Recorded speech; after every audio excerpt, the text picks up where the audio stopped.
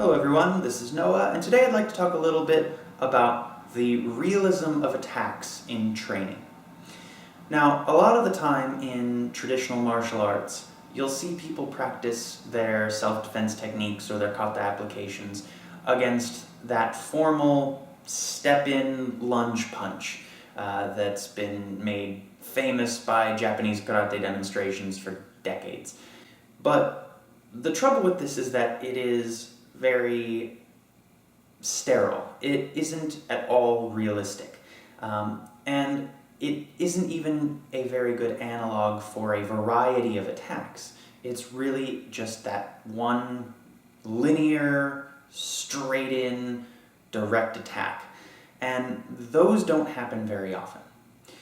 Now, when we look at realistic self-defense situations, attacks can come from a variety of directions.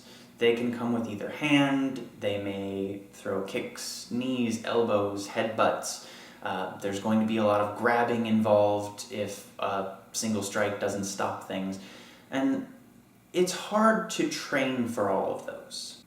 When you introduce a technique to someone, a lot of the time it's easy to say, okay, do this technique if they throw a right haymaker or a left uppercut. But the problem is that there are so many variables when we're looking at the types of strikes that we have to deal with that it can be difficult to associate a specific attack with a specific technique in a kata, especially when most of the techniques in kata don't rely on a specific attack to come our way. What's more important than the specific attack is our positioning in relation to the attacker, points of contact between us and the attacker, and the direction of the attacker's movement.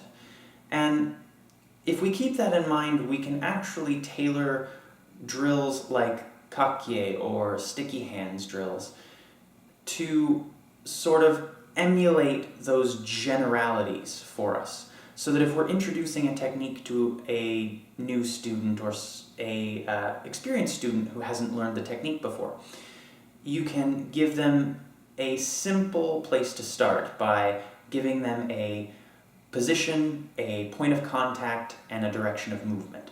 And this actually can give you a wider variety of sort of attacks that you can deal with within a technique.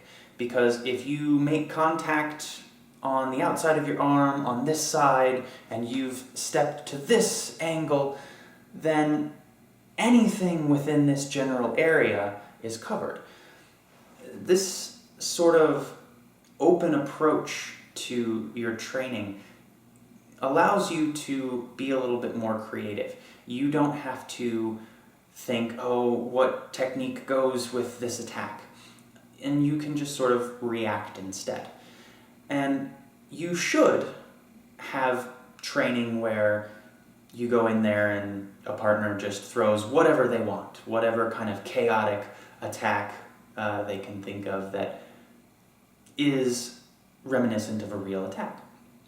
But for drilling, for learning a new technique, you can use these sort of general approaches to feeling the attack to get a more sort of holistic sense of self-defense.